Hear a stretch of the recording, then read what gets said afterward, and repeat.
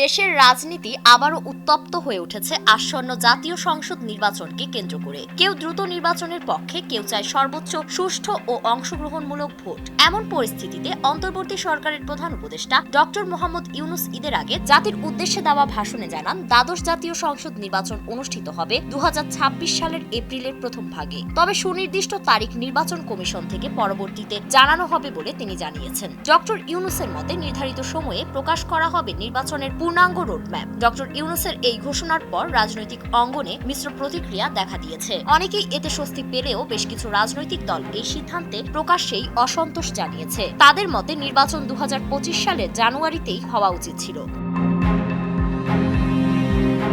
এই প্রেক্ষাপটে আওয়ামী লীগও সক্রিয় হয়েছে। আনন্দবাজার.কমকে দেওয়া এক সাক্ষাৎকারে দলটির সাধারণ সম্পাদক ওবায়দুল কাদের ডক্টর ইউনূসের ঘোষণাকে তীব্র সমালোচনা করে বলেন, এই ঘোষণার মধ্যেই নির্বাচন না করার এক ধরনের বার্তা লুকিয়ে আছে। আওয়ামী লীগ ছাড়া দেশে কোনো গ্রহণযোগ্য নির্বাচন হবে না। দেশের 45%-এরও বেশি মানুষ আওয়ামী লীগের সমর্থক। এত বড় জনগোষ্ঠীকে বাদ দিয়ে কোনো নির্বাচন আয়োজন করা অসম্ভব।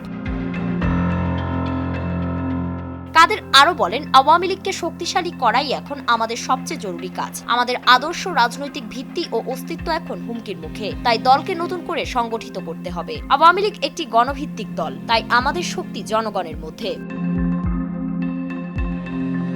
তবে শুধু বার্তাই নয়, ওবায়দুল কাদের তার স্বভাব সুলভ কটাক্ষও করতে ছাড়েননি। ডক্টর ইউনূসের ঘোষণাকে ইঙ্গিত করে কাদের বলেন, ডক্টর ইউনূসের বক্তব্য ও একটি দলের সাম্প্রতিক কর্মকাণ্ডের মধ্যে অদ্ভুত মিল রয়েছে। ডক্টর ইউনূসের শক্তির উৎস সাম্প্রদায়িক গোষ্ঠী, যারা তাকে ক্ষমতায় রাখার চেষ্টা করছে। এদের সঙ্গে সমঝোতার রাজনীতি শীঘ্রই দেশকে অন্ধকারের পথে নিয়ে যাবে। এই সাক্ষাৎকারে শেখ হাসিনার দেশে ফেরার প্রসঙ্গেও কথা বলেন ওবায়দুল কাদের। তিনি জানান, নেত্রীর সঙ্গে আমাদের নিয়মিত যোগাযোগ হচ্ছে। বিকেলেও তার সঙ্গে কথা বলবো। আল্লাহর রহমতে তিনি সুস্থ আছেন। তবে সাবেক প্রধানমন্ত্রী কবে দেশে ফিরবেন সে বিষয়ে কোনো নির্দিষ্ট তথ্য দেয়নি কাদের। কাদের বলেন, শেখ হাসিনা দেশের স্বার্থে ফিরবেন। যারা তার বিরুদ্ধে ষড়যন্ত্র করেছে তারা শাস্তি পাবে। বিশ্লেষকদের মতে ডক্টর ইউনূসের সাম্প্রতিক ঘোষণার পর দেশের রাজনৈতিক পরিস্থিতি আরো জটিল আকার নিচ্ছে। আওয়ামী লীগ তাদের অবস্থান আরো কঠোর করছে। বিরোধী দলগুলোও নতুন কৌশল নির্ধারণে ব্যস্ত। এর ফলে আগামী দিনের রাজনীতি আরো উত্তেজনাপূর্ণ হওয়ার বার্তা দিচ্ছে। ফারিন রহমান প্রীতি, নয়া দিগন্ত।